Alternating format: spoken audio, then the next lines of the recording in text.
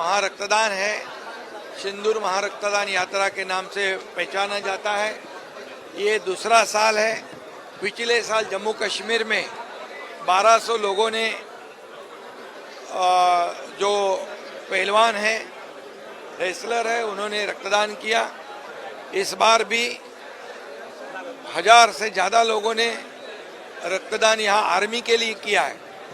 चंद्रहार पाटिल हमारे महाराष्ट्र डबल केसरी, इनके मार्गदर्शन में यहाँ पर ये महारक्तदान हो रहा है। ये सीमा पर लड़ने वाले जवानों के लिए ये रक्तदान हो रहा है, क्योंकि सीमा पर लड़ने वाले जवान जो है उन्हीं के वजह से हमारा देश सुरक्षित है। और आपने देखा है कि पहलगाम अटैक के बाद जो बेकसूर लोग मारे गए उनको बदला हमारे देश के प्रधानमंत्री नरेंद्र मोदी जी के मार्गदर्शन में हमारे भारतीय सेना ने जिस ढंग से लिया, पाकिस्तान को घुस के मारा, उनको घुटने के बल पे लाया, ये एक प्रकार की भारतीय जवानों की जीत है। और इसीलिए उनके शौर्यता को, उनके पराक्रम को, उनके वीरता को सलाम सल्यूट करने के लिए यह महारक्तदान शिविर आयोजित किया है। इस रक्तदान शिविर में देश के रक्षा मंत्री राजनाथ सिंह जी स्वयं यहाँ पर आए और उन्होंने भी अपनी यहाँ पर उपस्थिति जताई और रक्तदाताओं को मोटिवेट किया। उन्होंने भी कहा एक अलग, ये अनोखा कार्यक्रम है, ये देशभक्ति, राष्ट्रभक्ति का कार्यक्रम है और देश के जवानों के लिए और सीमा पर लड़ने वालों के लिए ये रक्तदान पहली बार हम देख रहे हैं, ऐसा उन्होंने कहा। और इसलिए मैं उनको भी धन्यवाद, बहुत बहुत धन्यवाद देता हूँ। और हमारे रक्तदाताओं को, महाराष्ट्र से आए हुए हजारों रक्तदाताओं को भी बहुत बहुत धन्यवाद देता हूँ। और ये जो अस्पताल, जो आर्मी अस्पताल है, इसने अच्छी तरह से इस महारक्तदान का नियोजन किया है। वो सभी ये आर्मी हॉस्पिटल के सभी लोगों को मैं वर्षापासून सुरू झाली आणि सीमेवर लढणाऱ्या जवानांसाठी रक्त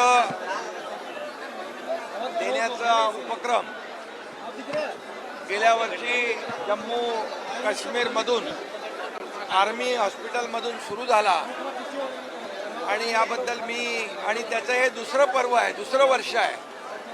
ही दुसऱ्या वर्षात देखील आपले डबल महाराष्ट्र केसरी चंद्रहार पाटील यांच्या नेतृत्वाखाली जवळपास 1200 पैलवान या ठिकाणी रक्तदान करायला आले। कालपासून त्यांचं रक्तदान सुरू आहे आणि खऱ्या अर्थाने हे सिंदूर महारक्तदान यात्रा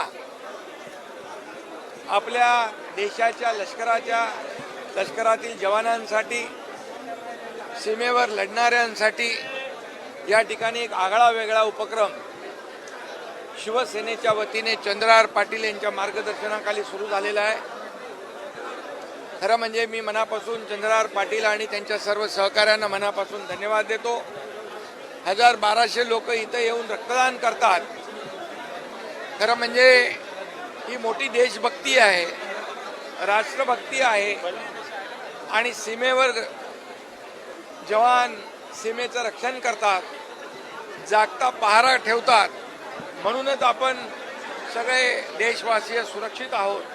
आणि म्हणून त्यांच्या शौर्याला आणि त्यांच्या धैर्याला आणि त्यांच्या पराक्रमाला हा एक प्रकारचा सॅल्यूट आहे आणि त्या ठिकाणी त्यांचं अभिनंदन मी करतो सर्व रक्तदात्यांचं। आणि या कार्यक्रमाला हे आर्मी हॉस्पिटलमध्ये रक्तदान आहे, लष्करासाठी आहे आणि म्हणून रक्षा मंत्री राजनाथ सिंह जी स्वतः या रक्तदान शिबिराला भेट देण्यासाठी आले आणि त्यांनी या रक्तदात्यांच्या बद्दल गौरवपूर्ण भाषणही केलं। त्यांना रक्तदात्यांना ऊर्जा आणि प्रेरणा दिली। त्याबद्दल देखील मी केंद्रीय रक्षा मंत्री, भारताचे रक्षा मंत्री राजनाथ सिंह जी यांचं मनापासून अभिनंदन करतो। त्यांनी देखील या आपल्या रक्तदात्यांच्या बद्दल, पैलवानांच्या बद्दल देशभक्ती आणि राष्ट्रभक्ती कशी असावी याबद्दल गौरवपूर्ण उद्गार काढले. त्यांचे मनापासून मी अभिनंदन करतो. राज ठाकरे यांनी आणि मी सर्व आलेल्या पैलवानांचं स्वागत करतो. चंद्रहार पाटीलचं मनापासून अभिनंदन करतो. हा अनोखा आणि आगळा वेगळा देशभक्तीचा सोहळा आणि आणि आणि आज 9 ऑगस्ट क्रांती दिन त्याचं औचित्य साधून हा उपक्रम सुरू झाला आहे. आणि हे हजारो रक्तदाते लाखो रक्तदात्यांमध्ये परिवर्तित होतील ही महायात्रा जी आहे, सिंदूर रक्तदान यात्रा अशीच सुरू राहील. खरं म्हणजे हा कौतुक हे जे आहे हे रक्तदात्यांचं आहे, आमचं चंद्रहार पाटीलचं आहे. आणि मी त्यांचं मनापासून मी संरक्षण मंत्र्यांना धन्यवाद देतो की त्यांनी आमच्याबद्दल चांगले उद्गार काढले. दरवर्षी ही सिंदूर महारक्तदान यात्रा अशीच सुरू राहील असाच संकल्प जे आहे आम्ही घेतलेला आहे. खऱ्या अर्थाने हिंदुहृदय सम्राट बाळासाहेब ठाकरे यांचा वारसा आहे, धर्मवीर आनंद दिघे साहेबांची शिकवण आहे. कारण रक्त हे कुठल्याही फॅक्टरीमध्ये तयार होत नाही, हे रक्तदानच करावं लागतं. आणि एक रक्तदात्यामुळे 3 लोकांचे प्राण वाचतात. ही मोठी एक समाधानाची आणि अभिमानाची बाब आहे. श्रीकांत शिंदे यांनी देखील रक्तदान केलेलं आहे. आणि डॉक्टर श्रीकांत शिंदे देखील या रक्तदान शिबिरात सहभागी झालेले आहेत. त्यांचंही मनापासून मी अभिनंदन करतो. सरकारला तिसऱ्या मुंबईसाठी मी त्याची माहिती घेतो आणि मग त्याच्यावर प्रतिक्रिया देतो. राज ठाकरे म्हणताय सरकारला तिसऱ्या मुंबईसाठी काय करायचं माहित नाही.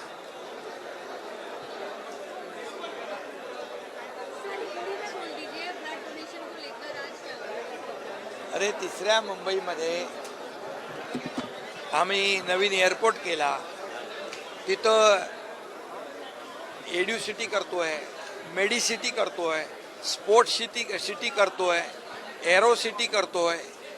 आणि त्या ठिकाणी मोठ्या प्रमाणामध्ये ग्रोथ हब त्या ठिकाणी तयार होत आहेत. त्यामुळे तिसऱ्या मुंबईमध्ये अतिशय पद्धतशीर आंतरराष्ट्रीय दर्जाचं नियोजन त्या ठिकाणी होत आहे. हजारो लाखो लोकांना रोजगारही मिळेल आणि त्या भागाचा कायापालट होईल.